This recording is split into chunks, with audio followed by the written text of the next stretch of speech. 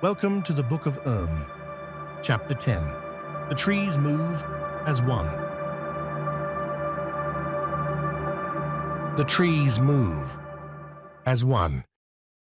Serpendis awoke to the sounds of the nearby waterfall, and distant voices interspersed with dozens of overlapping bird calls joined in a harmonious discord that only early mornings can provide. Cool light filtered through the waterfall into the cavern. He got up and strode out to see what was happening outside. Karui and Piecora were toweling off from bathing in the pool. When they saw Serpendis, Piecora tossed him a sponge and said, "There's bathing oil here. Jump in and feel clean again. Just don't go too deep underwater, no telling where you might wind up." Serpendis grabbed his soiled robes, and still wearing his sleep shirt, he slid down and fell into the pool. The water was crisp and refreshing, and immediately woke him up and healed his mental fatigue. Piecora knelt and offered him some of the oil. "Nice, isn't it? Here, use this on your things and yourself while you're at it," she said. "Gods, I feel like a new man," Serpendis muttered while taking the oil and treading water. He couldn't remember the last time he swam for leisure. His muscles were limber from the previous night's rest, and he felt much of the Fey realm's rejuvenation return. He lathered himself and his soiled robes up, scrubbing away the blood and mud from yesterday. So, too, went the fear and trauma from yesterday and the night before, as if dissolving into the crystal-clear water before his eyes. "Enjoy the pool, but don't stay too long," Piecora said, still buckling her gear on. "Karui's going to have a quick look around while I scrounge up some breakfast in the cave. We should leave right after that." "We should also leave something behind for our unknown hosts," Serpendis said. "Just a token of gratitude." "I'll let you decide what that shall be," Piecora said, putting her antlers on, adjusting them tightly beneath her braids. "Those antlers," Serpendis said, as the thought came to him. "I removed them when I pulled us into the hole the other night. You wear them tightly around your head, and they are very sharp. Tell me, is that a weapon of some sort? Seems more than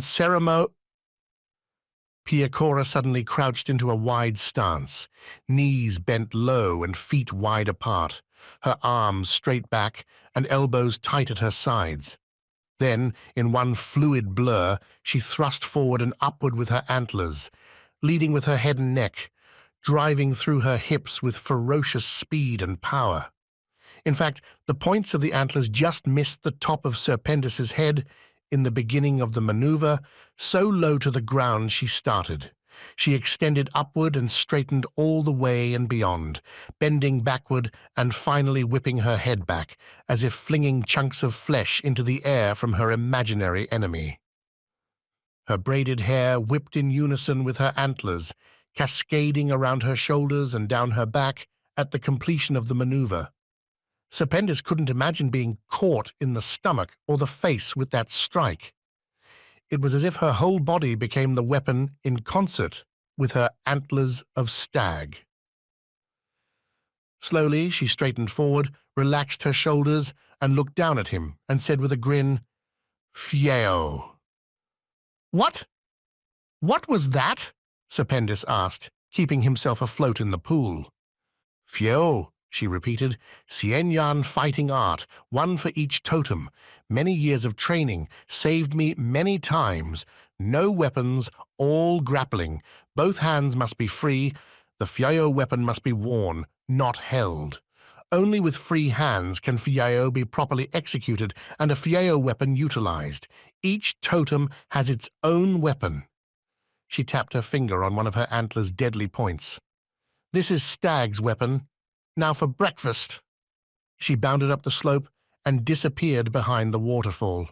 Serpendis noticed something different in her stride, as if her recovery from her crushed legs changed her walk slightly. Her gait seemed imperceptibly off balance, like one leg lingered a little longer than the other, and her knees were turned slightly inward. Hero quickly flew in after her, dangling some small shrew or mouse beneath his talons. Karui stood to the left side of the pool, studying the stream that led away from the pool into the forest. He swam over to her.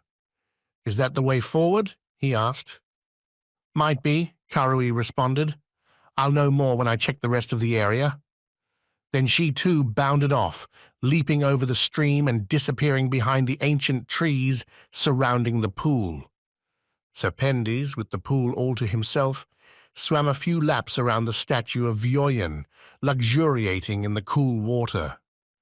Though he knew he was alone, he couldn't shake the feeling that he was being watched. He tried not worrying about it, thinking if the watchers had ill intent, he would have been dead by now, so either they were benign or just curious. There was something about the statue, being in proximity to it, that made him feel safe. Finally, he climbed out from the pool, removed his wet sleep shirt, and wrung it out. Then he put on his old robes, now clean and dry from being washed. The bathing oil left them crisp and starchy. He buckled his knife belt and slid the pouch of Cynthian coins back into one of the robe's hidden pockets. "When I get home, these robes are going into a museum," he mused to himself. He climbed up the slope and walked back into the cave and found Piecora setting plates of blackberries, apples, pears, and a salty porridge that she heated by rejuvenating the fire. She also brewed a pot of mint tea for everyone. Karui came in shortly after and sat on the healing table, grabbing a bowl and a plate. "Nothing around here except trees," she said. "There's the stream that leads away from the pool. I guess we should follow that. Also, looks like it might rain." "A fine idea," Piecora said, while plucking a strawberry from her mouth. "Water runs downhill, which I guess means whatever in our current situation. But usually if you follow water, you'll find some kind of civilization. That's generally how it goes anyway." "Gods, I can't believe it," Serpendes said, searching through the inventory of supplies in the back of the cave. "There's parchment back here, and ink and quill." He came over to Karui and said, "Can you write thank you in Cynthian script?" He then placed one of the platinum coins on the paper. "Something for our unknown hosts. Hope we didn't leave too much of a mess." He ate the rest of his porridge, dropped a few berries in his mouth, and gulped his mug of tea while facing the waterfall, feeling the hot mint flavor burn down his throat. "I miss this place already." "I know," Piecora said. "I could use a week here." He turned around and asked about something that had been nagging him all morning. "What happened to us the night before? How did we live through the night? How were we healed? How are you even walking after your legs—" "Please don't remind me," she interrupted. "I really don't know, honestly. We were both encased in that fungal webbing when Karui and Hero found us. I was inside Hero when we found your hiding spot, and when Karui lifted the lid that you crafted, we saw— You and I were encased in a cocoon. The forest cleanses the dead, and the forest heals life," Karui said unexpectedly. Serpendes noted that in this conversation he and Piecora were speaking in low Canonian common, so apparently Karui was catching on if she understood enough to respond, although she continued speaking in Banwarese, which he happily could understand. When something dies in the forest cleanses itself with the dark growths beneath the forest floor, which feeds the roots of the trees. The Premonoldan dwarves have a name for it, Lonrafraimhe, the world weave. It is a powerful force in this world. It is the web that connects all things beneath the surface, touching both Fey and primal realms, and perhaps others. It gives life for those who suffer that give themselves to the forest. While you hid from the creature, you submitted to Lonrafraimhe, and it healed you both in ways that are beyond my abilities or comprehension. Gods, it brought us back from the brink, I'd say, Serpendes said. Who are these dwarves you speak of? I only know of Srunda, the dwarves of Bronhaga. Canania trades with them.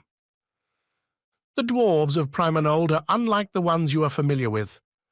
The Srundrans, Piecora responded. I've heard of these Priminoldans, but never met one.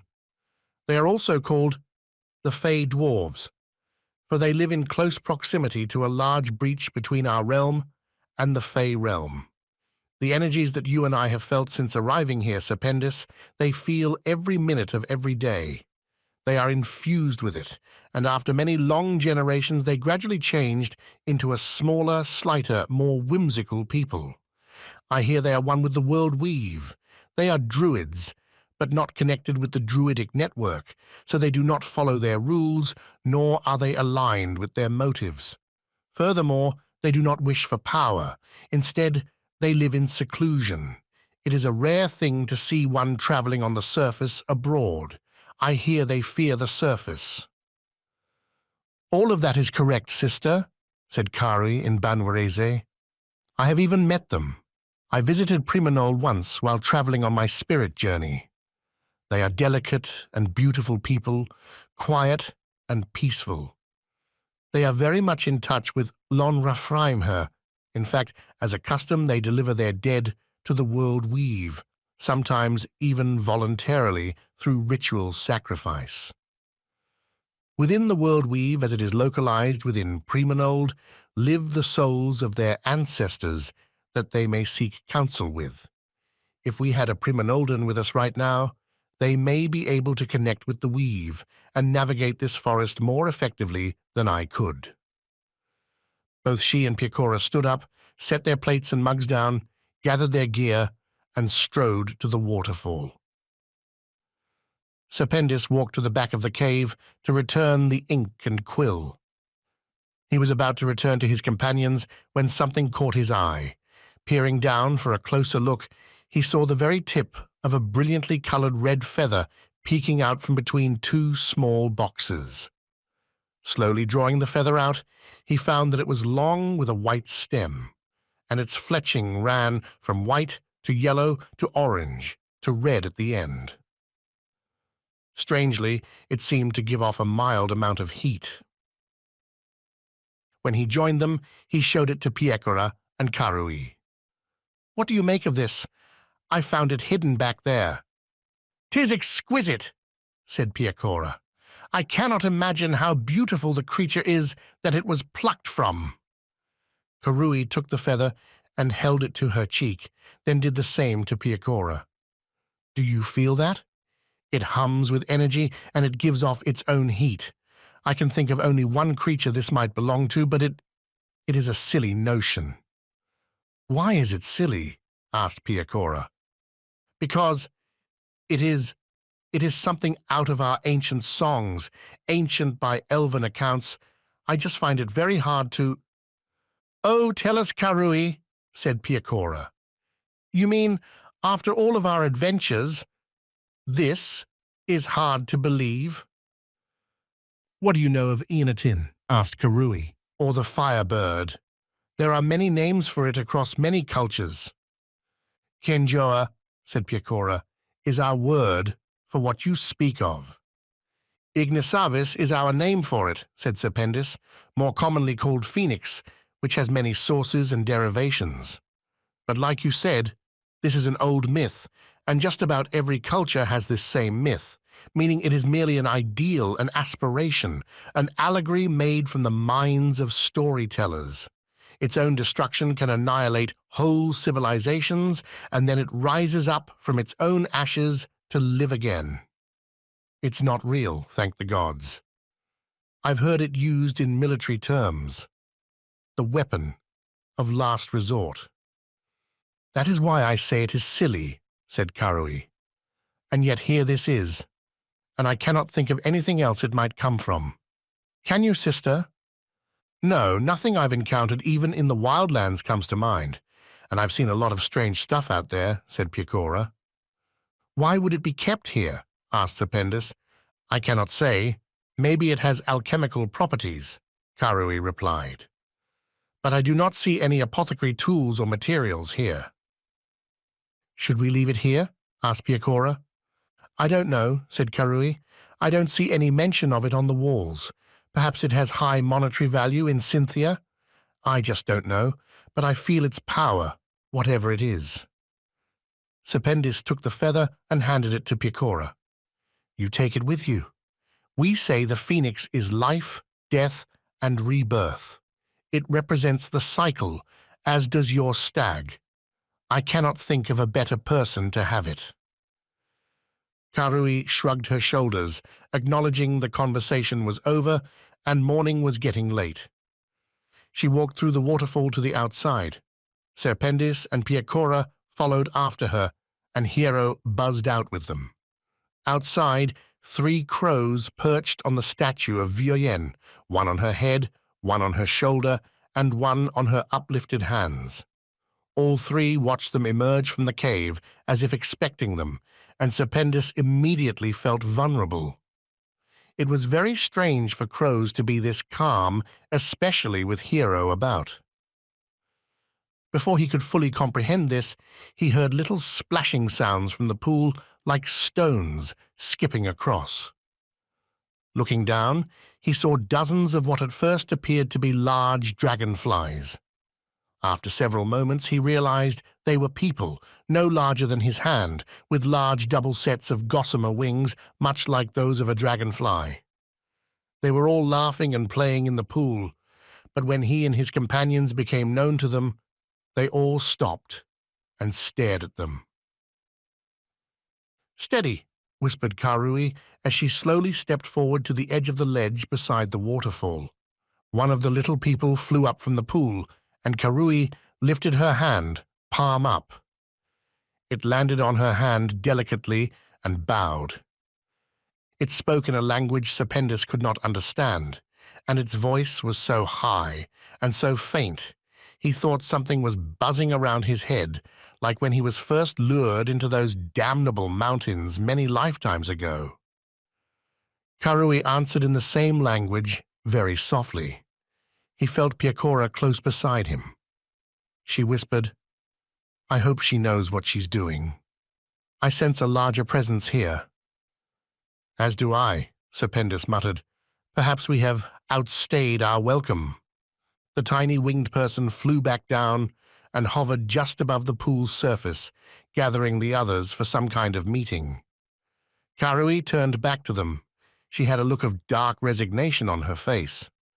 "These are sprites, Clan Udharain Skrisodhe, which I think means something like authors of annihilation. They demand a payment for the information I asked for, from each of us." Serpendis muffled a belched laugh in his hand, while Piecora asked, "Ah, and what information did you ask for? And what is this payment they demand?"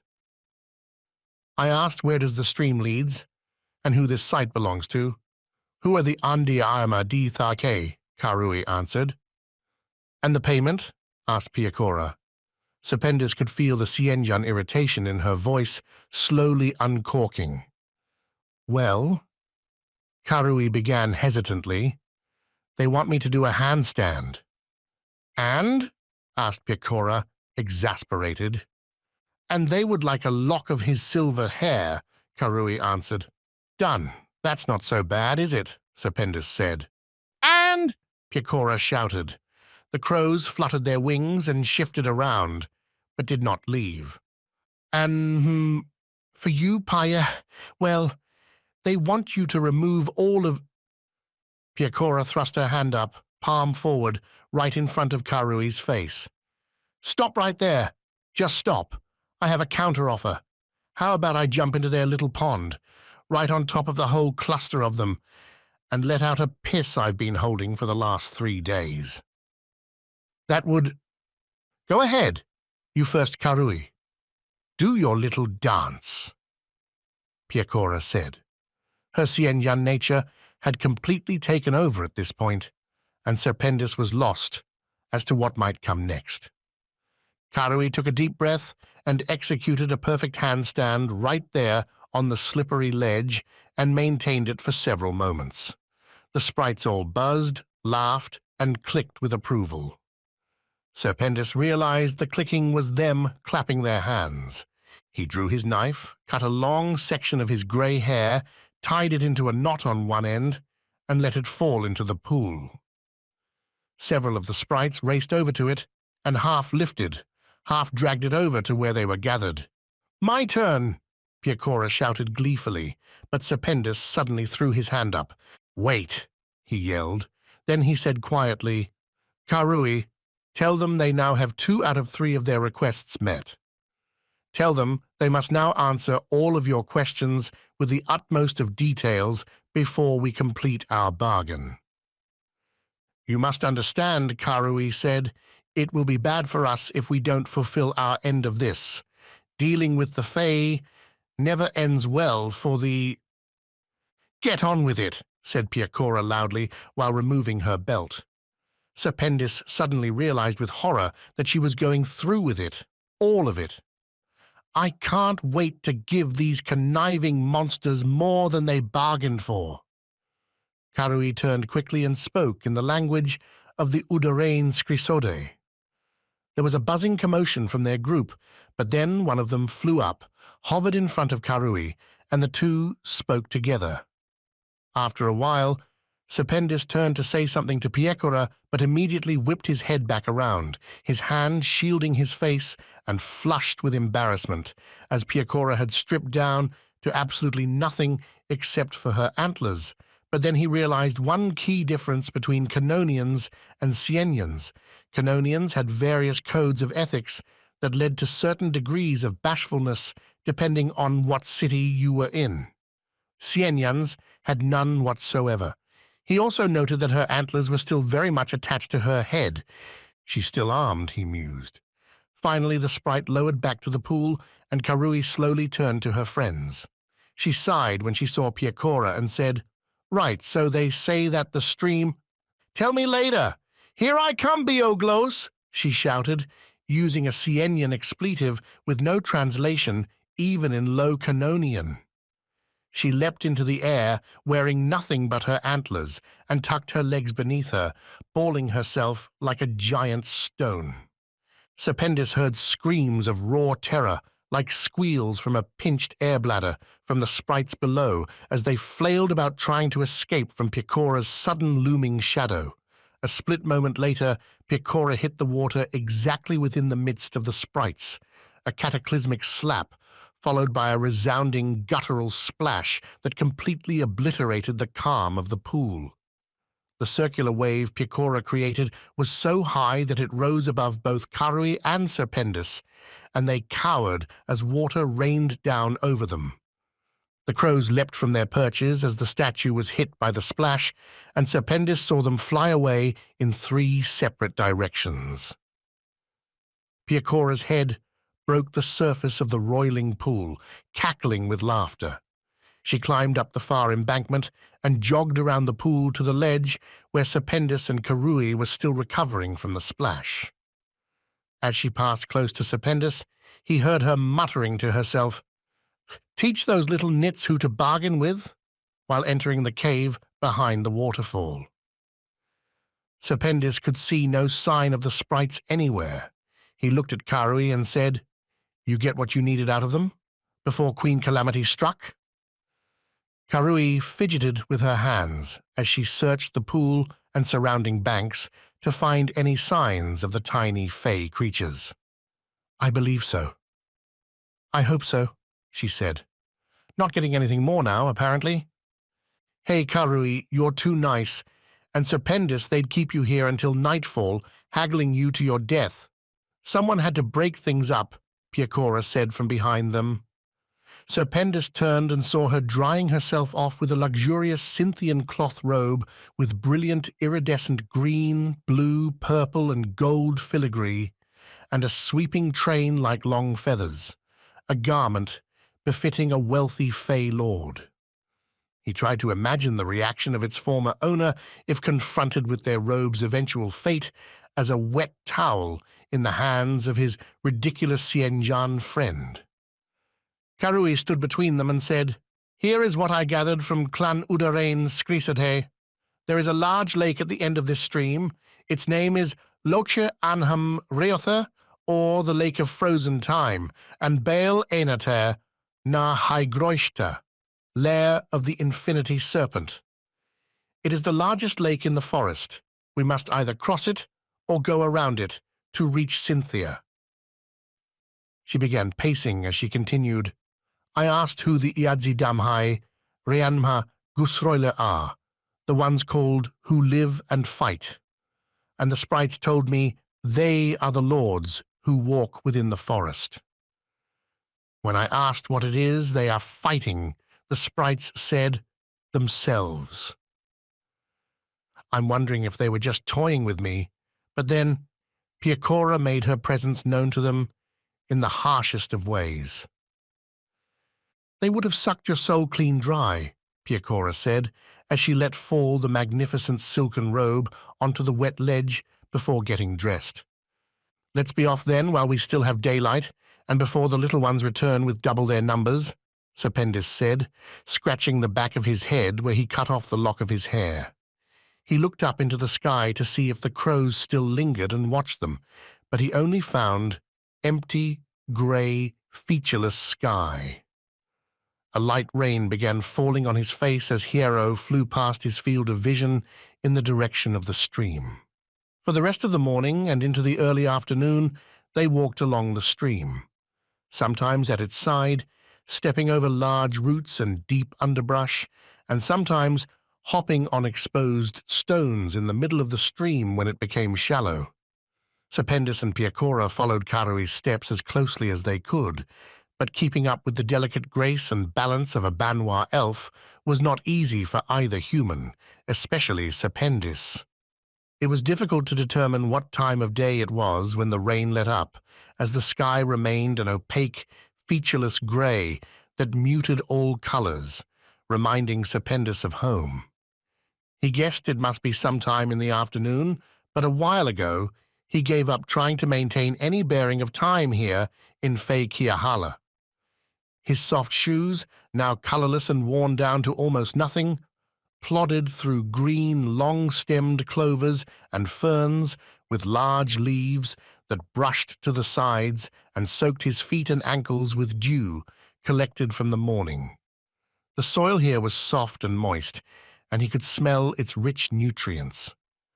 With his head down, he hummed to himself an old Havana Tavern song while closely watching the ground as he walked.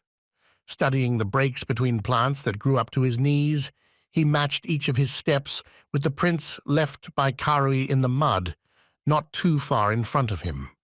His long, heavy linen robe, once the color of fine ivory trimmed with gold and black filigree, now looked like storm-ravaged canvas from a shipwreck hundreds of years old. His silver hair hung about his face in mangy, twisting threads, and his once carefully manicured beard now covered his chin and cheeks, making him hardly recognizable to anyone who knew him in Kananaya. Scrapes and bruises covered his body, but once again he felt rejuvenated, barely winded from their current hike, making him wonder if he was actually becoming younger here in this fey realm. The forest became more congested, the floor thick with deadfall and new growth. The going was slower than when they first set out. The trees grew nearer to each other, in some cases even twisting around each other while vying for the sun above. Everything was covered in thick pelts of moss, lichen, and fungal growth as less sun reached the lower parts of the forest, leaving the forest floor in constant shade. Serpendis almost bumped into Karui, who stopped walking in front of him. Coming to his senses, he realized that the sun was out and high overhead, dappling the wet leaves around him with gently swaying blots of filtered sunlight through the canopy above. He guessed the time of day to be around the apex of the afternoon. Looking beyond her and raising his hand to shield his eyes, he saw a large, vast lake before them, surrounded by the forest on all sides. Its grandness took his breath away, as by now he was accustomed to the dark and claustrophobic forest. The sun was at its full height in the empty cerulean sky above, and its brightness reflected off the water's rippled surface with dazzling glints of sunlight. A cool breeze reached them from the lake, bringing the nuanced scent of open, fresh water. Birds of many shapes, sizes, and colors flew within the forest's opposing edge surrounding the lake. A large, solitary bird hovered high over the water, far from the shore. It was white underneath, bright yellow on its back and wings that faded to blue on its head and wingtips. On its head was a tall blue crest with long, straight, thin yellow feathers that stood up straight and twitched with each wing beat as it hovered seemingly motionless in the air. It then collapsed its wings and dove straight into the lake with barely a splash. After several moments, it leapt from the water with a large, wriggling eel, the colors of ripe Heliclesian oranges and Ennegraden violet, speared by the bird's long, yellow, rapier-like beak.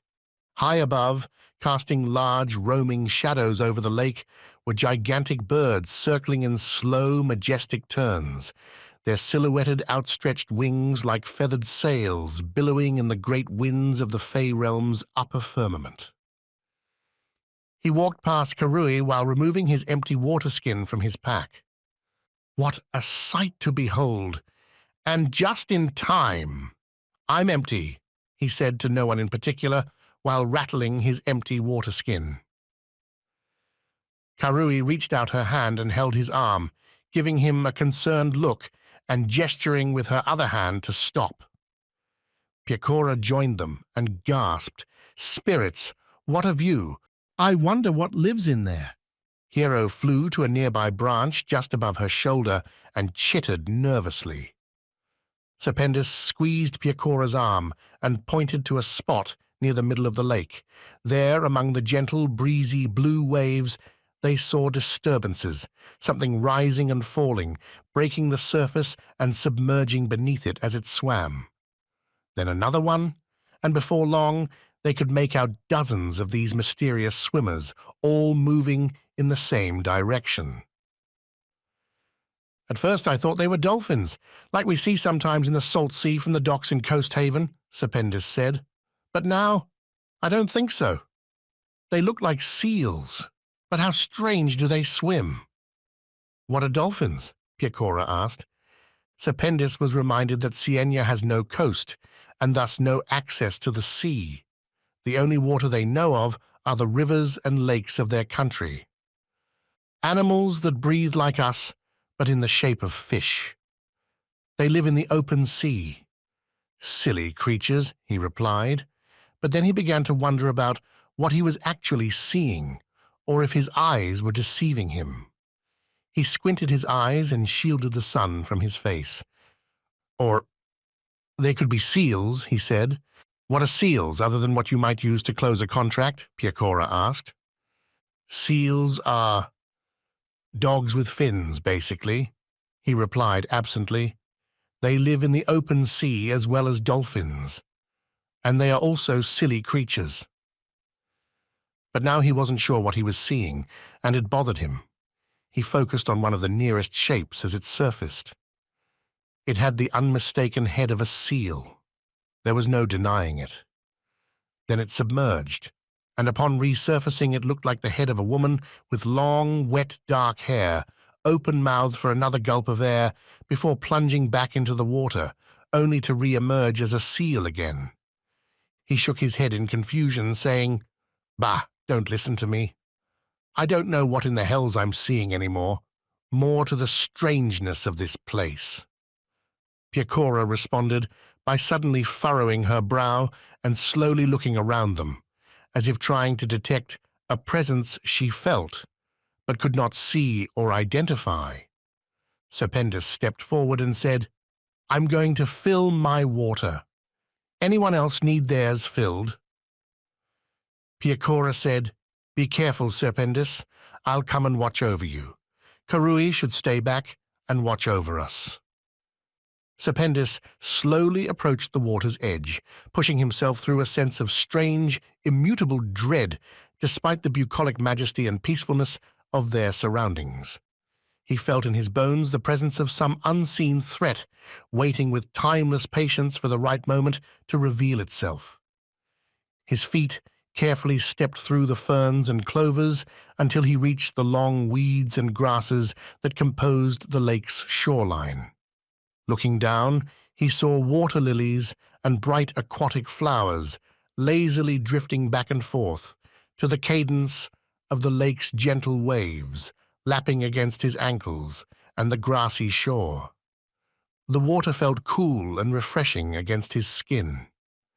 Kneeling down, he sank his water skin into the water, feeling its cool crispness over his hands and forearms. He was comforted by Piecora's shadow from behind him, stretching over the water. Looking up at her, he said jovially, "The water is cool. I wonder how long it would take to swim to the other side. It's a perfect day for it." "We are not safe here," she warned. "I feel we are being watched. But Hero does not see it either. It is well hidden, whatever it is." "I'll be quick," he reassured her, turning back to his submerged water skin. The water enveloped his hands and arms with the soothing touch of a nurturing entity capable of both immense power and refined delicacy. Amorphous shapes of reflections, highlights, and shadows weaving within the water's surface caressed his arm and ankles seductively, beckoning to him. "Feels really nice," he heard himself say distantly. He felt her hand on his shoulder. "Hey, we're done here! Let's go," he heard Piecora say. He knew she was right there behind him, but her voice sounded far away. He continued holding the water skin beneath the water. It no longer released any bubbles, as it was already full. "Be right there," he said absently, staring unblinkingly into the water. Wobbly, amorphous shapes of light, reflected from the water's crystalline surface, danced over the contours of his face like ghostly spirits playfully chasing each other. His eyes were wide open, unblinking. A slight bit of drool hung from his open mouth. The swirling, hypnotic reflections of the water rose up to embrace him, consuming his awareness as his consciousness finally gave way, and he plunged decadently into blissful, translucent euphoria. Large hulking warriors, engorged with bloodlust, raging and shouting, brandishing axes, spears, and swords, their eyes white and lidless with primal fury, heaved themselves wildly with selfless abandon into the cacophonic chaos of battle. Gouts of blood spatter into the air like spray from a ruptured gourd. Titanic ageless trees are coated in thick torrents of foaming blood. Enormous two-handed axes hack down limbs, branches, boughs, vines, and trunks. The forest is alight with fire.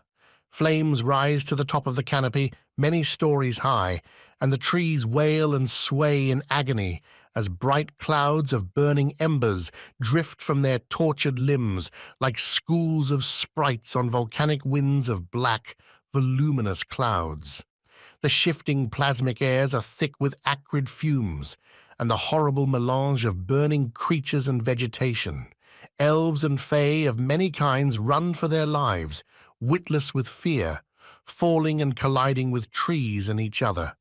Suddenly, there is a white, singular light, as if a door opened somewhere and flooded the forest with its presence, its silence completely negating all sound. Black shadows are cast sideways from the trees and embattled victims like spear shafts of negative space. Everything is reduced to their fundamental aspects of light and dark. Colors and shades are obliterated. Fires are quenched instantly. There is only the light, those that are consumed by it, and the smoke that gives it substance. A moment later, a sound fractures the silence, a sound so horrendous in its physical power, so awful in its context, that it lingers with the listener until the end of their days. The solid, unified scream of instantaneous death from thousands upon thousands of those caught in the light. Then the light is gone, as abruptly as it appeared, and rising from the smouldering ashes are the few remaining fey creatures of the forest, wounded and maimed and burned, struggling to find a place to rest and die. But now the Eldar are riding through the gaping wound of the forest, hundreds of them in full war apparatus on beasts of horns, antlers, and wings. They burst from the outer edge of the forest and across the surrounding steppes, following the still-burning trail of disintegrated grasses and creatures left by the light. Any remaining invaders are cut down, trampled, and slaughtered without mercy or thought. The Eldar do not turn back. They keep riding across the hills, into the night without fatigue, following the smouldering trail of the light beam into the morning until they reach sprawling huts and farms of thatch and clay, stone and wood. Children stop playing in the fields, and women look nervously from their windows at what's coming. The Eldar do not turn back. They ride into the city among the rolling hills and tall grasses, far to the north in the foothills of white-capped mountains. They bring only death and burning. There is no pity, no quarter, no salvation. And only when the complete annihilation of the Higher Langorn is fully accounted for do the Eldar turn back to Kiahalla and their home, never to leave the encircling forest again. Serpendis coughed water from his burning chest. Opening his eyes, he saw hazy double visages of Piecora over him, her face and antlers silhouetted against the overhead sun. His head pounded as if he had too much to drink, and he struggled to bring the two silhouettes together and see her clearly. She was drenched and dripping all over him. He rolled over to his side where he could empty his lungs of water, and he heard Piecora and Karui speaking to each other excitedly. Lying in the mud, surrounded by wide ferns and clovers, he could hear water gently lapping nearby. When his spasms subsided, he felt a hand gently cradling the back of his neck, and Karui was there above him, also drenched. Her dark hair glistened in the high sun like wild, variegated lavender in the morning. Her hand was warm and soothing, and from her touch he felt his chills and pains subside and energy course through his muscles. His head stopped throbbing, his blood flowed normally, and he could breathe again. Her face came into perfect clarity, that beautiful and strange elven face with her pale purple and violet skin patterns, unlike anyone he had ever known before. Her large crescent eyes were full of concern and pity. Slowly she helped him sit up, and his head swam momentarily as he collected his thoughts. He was near the water's edge of the lake, and it was as if nothing happened since he went to fill his water skin. Then the vision flooded back into his mind, and he was powerless against it. He gripped Karui's arm and stared wildly at them both, his breaths wheezing hysterically. Words came fluttering out of his mouth without his control. War, blood, death, burning, the light! He threw his hand forward, his arm outstretched, as if pantomiming the beam of light he saw in the vision. The forest, the suffering, oh, the wailing, the fire, the sky. It's too much. It's too much. Distantly, he heard both Karui and Piecora talking to him, but the vision filled both his mind and his open sight. All he saw was the forest burning and the piercing light. They wouldn't turn back, he heard himself mumbling. They wouldn't turn back. Suddenly, another whiff of the root wine snapped him out of his stupor, and he pushed his hand against the small clay bowl against his lips. Whoa now, I'm not that far gone. Just a bad dream. Why am I soaking wet? He asked, blinking his eyes as clarity returned to his vision. Why? You went right into the water, that's why, Piecora answered, handing the small bowl back to Karui. You were in a trance while filling your water skin. Something put a spell on you. Something watches us. I can feel it. But I cannot see it. Perhaps the lake itself, Karui said quietly. I'm leery of traveling too near it again. They began their journey around the lake, keeping their distance from it, but also within hearing. Serpendis's mind lingered on the vision. Who were the people invading the forest? Why were they bringing war to Kiahalla with fire, spears, and axes? What power was unleashed upon them, as if someone uncorked the very sun itself and aimed it into the forest? They camped that night beneath a giant root and didn't speak much to each other as fatigue finally caught up with them. Additionally, they each felt a growing omnipresence watching them ever since leaving the pool of Vioyan, never revealing itself, but observing their every move. Karui thought it was the watchfulness of the forest itself, that they had come so far and penetrated so deeply into the mystical forest that they found themselves within the forest's collective unified intelligence. Here the forest was self-aware, she contended, and every tree, every branch, and every leaf were an eye, an ear, and an appendage of the holistic presence of the forest. But Piecora felt differently, that the watchfulness came from the lake. And when Karui suggested that maybe the lake itself was alive, Piecora wondered if it were, instead, something within the lake. Something so large and so powerful, its mere presence could be felt everywhere around them. These conversations made for a somber mood between them, instilling the need for extra caution and whispered voices. The next day, after waiting for the morning mist to clear, they found themselves within an especially dense and dark part of the forest with little view of the sky. The nearby lake lay hidden behind ancient trees growing so closely together it was difficult to tell one from the other. All three had stopped to catch their breath, for the air here felt especially stagnant and humid. Strangely, there were no sounds from the forest or the nearby lake. A muted deadness lay over the confined, dense area that sapped their energies and siphoned their souls. They stood near each other, leaning against a large root or moss-covered boulder, looking at one another with confusion while breathing heavily and sweating profusely. Even Hiero sat on the ground next to Piecora, his head tucked into his chest. No one said anything for fear of speaking too loudly while the surrounding silence pushed into their ears. Suddenly, there was movement everywhere around them all at once. So depleted was their resolve that all they could do was look up and around them in wonder.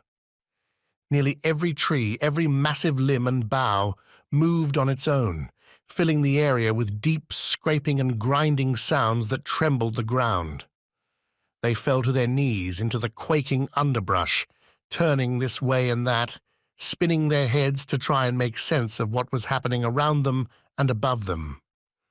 Serpendis then made a startling discovery. It was not the trees that were moving. The massive trunks of the ancient fey oaks of Kiahalla stood as they always have. Everything else around them was moving. What initially appeared to be giant branches overhead and enormous vines and roots coiled tightly around and intermingled between the trees, all moved in steady unison around the trees above Serpendis and his friends. He pointed and shouted at this discovery, but he couldn't even hear his own voice, so dead was the air and so loud was the tumult around them. The massive trees bent and swayed with the weight of the moving, colossal coils. Smaller branches and leaves fell from the upper canopy. Looking up, Serpendis saw with horror that the moving coils reached all the way up to the very top heights of the forest, their massive trunks and branches swaying and groaning loudly. Something caught the corner of his eye. Whipping his head around, he saw a pointed, scaly tail sliding along the undergrowth near where they stood. It dragged over a boulder that Karui recently leaned on, disappeared behind it, and then reappeared, rising up one of the great trees and following the sliding coils ahead of it. With profound wonder and fear, Serpendis realized that the totality of everything moving around him and his friends was all one giant, singular, serpentine thing, in some places larger than 6 stacked horses on top of each other, slowly disengaging itself from the dozens of trees it inhabited from floor to ceiling.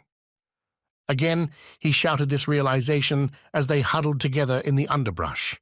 They cowered low to the ground. More branches and leaves fell all around them as the giant serpent slowly moved through the trees overhead until gradually breaks in the canopy and the sky revealed rays of sun filtering and swaying over their position. The light pierced the stale darkness they had entered. When the ground finally stopped quaking and the sounds of scraping coils receded, they slowly looked up and gazed at their surroundings with wide, fearful eyes. The air was filled with floating motes of dust, leaves, spinning seedlings, and falling twigs and branches. The companions were covered in forest debris, but the area was now open to the canopy and the sky, filling it with shafts of sunlight and cool, open air. Slowly, the sounds of the surrounding forest reached their ears, birds chirping and unseen creatures scuttling along the forest floor. Where before stood a solid wall of commingled trees, now there were breaks between the trees that exposed the lake beyond. They sat for a while, mortified, unwilling to move from their position, until here and there returned signs of forest normalcy. A rabbit hopped onto a boulder, insects buzzed around them, and a small shrew shuffled right up to Hero, sniffing at his foot. Hero looked down and did nothing, feeling just as catatonic as his friends. The shrew moved on until it disappeared into a hole in a nearby root. Slowly, as they regained their senses, Piecora rose to her feet, doing her best to ignore the rabbit. "Let's move on, shall we?" she said, her voice trembling. They proceeded with their hike for the rest of the afternoon until Karui found another place to camp and prepare her protections. The next morning, while they sat in silence within their camp, surrounded by a dome of thick morning mist, they heard light footsteps moving past their camp. They froze, watching each other while listening until the footsteps receded. Piecora lifted her finger to her lips in a gesture to remain silent before Hero launched himself from the ground, quickly piercing the mist. Serpendis waited, watching Piecora's strange expression whenever she was inside Hero. After a little while, Hero came back, and her eyes refocused. She shrugged her shoulders. "We couldn't find anything," she whispered. "No tracks?" said Karui. "Yes, but they lead to the lake and vanish," Piecora replied. Serpendis shuddered at her response. They nibbled on their remaining breakfast stores from the Cynthian camp at the pool until the mist finally receded, and they continued their journey. The forest opened a bit during their travel on this day, the trees not as closely confined as they were in previous parts. They could see the lake more clearly than before. Serpendis guessed it was about lunchtime when Karui suddenly stopped and stood motionless. He and Piecora did the same as Hero flew up onto a branch above them. They heard a gentle humming coming from somewhere. It was a thick, raspy voice, perhaps from an elderly female. Creeping forward, they found a small figure by the lake shore, seated in a draped cloth hung by 2 branches above her. She sat upright, facing the lake, and she swayed gently back and forth in the hammock. Karui looked back nervously at Serpendis and Piecora. Piecora shrugged and waved her arms wildly as if to say, "What do you want me to do?" Karui crept a little further forward, then spoke softly a greeting in what Serpendis imagined was a purer form of Elven. They slowly drew nearer until Serpendis saw that the figure was holding a pole with a line cast out into the lake. "The woman is fishing," he thought incredulously. The figure then slowly slid down from her hammock and gently placed the pole onto the ground. She stepped into the shallows of the lake and turned to face them. She was a small elf maiden, maybe the size of a human child. Her skin featured various shades of mottled light and dark gray, patterned like Karui's, except that the pigmented fractal shapes moved on their own across her skin like rolling storm clouds. Her face was pure white, as if wearing a mask. White plumage radiated from her hairline that faded to black at their tips. Her long hair, tied in a top knot, was also white that faded to black at the ends. She wore a simple, plain gown that was cut high on the sides, with her arms and legs uncovered. Karui spoke again, this time with introductions, as Serpendis heard his name as well as the others, including Hero. The short elf maiden looked up at Hero for a long moment, then back at Piecora. She then raised her hand to her chest and said, Morrigan. It was a deep, husky voice, as if born on the winds of 1,000 ages. "We are trapped here," Karui said. "We are lost. We mean no ill will to the forest. We seek the Cynthians to guide us home." The Morrigan stood for a long moment, unmoving except for her eyes, which darted between the three of them. Then she lifted her right hand over her head and spoke in Banwaris so they could all understand her. I need air to breathe, yet cannot conserve it. I yearn to be touched, yet do not deserve it. I empower life, yet cannot preserve it. Cleansing by me is the best way to serve it. Karui turned to Serpendis and Piecora and said, "It's a riddle. The game has started and we don't have much time. Don't say the answer except to me. She will only accept one, so I will deliver it. What do you think is the answer? Quickly." Serpendis and Piecora looked at each other with wide eyes. "I breathe air, but can't keep it," Serpendis began. "I can't be touched, or I shouldn't be," said Piecora. "Empower. I give life, but I also take it," said Serpendis. "Cleansing fire." "It's fire," said Piecora. Serpendis nodded in agreement. Karui faced the Morrigan and said, "The answer is fire." The Morrigan then stretched both arms wide on either side of her and said, I am everywhere, and I am nowhere. I am within you, and I surround you. There's plenty to share when I am laid bare. I can sustain you as I destroy you. "It's water!" blurted Serpendis loudly. Piecora looked at him in shock, and Karui whirled around to the Morrigan to see how she might react, assuming the worst.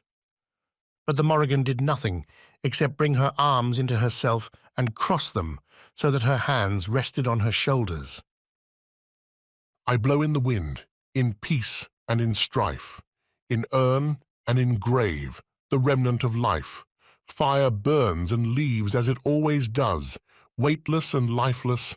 I am that which was. "Oh, thank the spirits," sighed Piecora, her hands on her knees, anticipating some final doom from Serpendis's impulsiveness. Karui slowly turned back to face them, waiting for an answer. "Gods!" Serpendis muttered, turning around with his hand on his head in deep thought. He strode in a circle while repeating the riddle to himself, his other hand coming down on each beat of the rhyme. "Dirt? Earth?" Piecora quietly offered to Serpendis. "No, it's weightless. It blows in the wind. Peace and strife, it's something else," he said. "Bone? Flesh? Decay?" asked Karui toward them. "No, it's not that," Serpendis theorized. He looked up into the trees, rubbing his eyes with his fingers. It's more... He couldn't quite put a finger on it. The Morrigan slowly turned and began wading deeper into the lake. Karui whipped her head back to her friends and said in a hushed voice, "She's leaving. What is the answer?" Serpendis crouched and poured all of his mind into the third riddle. "Urn, grave. Why so specific? 2 methods of burial? No. Methods for preserving, commemorating, something to do with the dead. The remnant of life. Wait. Remnant of life? Fire burns and leaves, as it always, weightless and lifeless. I am that which was urn and grave. Then he had it. Dust! Dust! No, no, no! Wait! He cut Karui off before she could turn to say the answer. No, it's more specific. Fire burns and leaves as it always does. It's ash. Ashes. Urn and grave. That's it. Ashes. Karui turned and said, Ash is the third answer. The Morrigan stopped, then slowly turned to face them from deeper in the lake. The water was now up to her waist. Serpentis noticed that the water surrounding her for a few hundred meters was calm as a mirror surface, whereas the rest of the lake surface rippled as it usually does. It was as if a large presence regarded them from the lake, unseen except for the diminutive Morrigan at its center. "We will meet again after you find Cynthia," said the Morrigan. She then sank beneath the water, and gradually the circle of calm around her shrunk to where she once stood, until it was no more. The lake returned to itself as it was when they first encountered it. Serpentis shook his head as if recovering from a dream. "What just happened?" he asked. "We survived an attack or a test," answered Karui. "Maybe we found our watchful observer," said Piecora, as she strode over to the hammock. Touch nothing." "Don't go too close to the lake," said Karui. But Piecora knelt down and picked something up from beneath the hammock, next to the fishing pole left behind by the Morrigan. Turning to face them, she lifted a long feather by the white stem, its fletching of blazing red, orange, and yellow colors, and heat rippling the air around its edges. Thank you for listening to this chapter from the Book of Urm. If you enjoyed this reading, like and subscribe to our channel, and consider supporting us at the Book of Urm at patreon.com.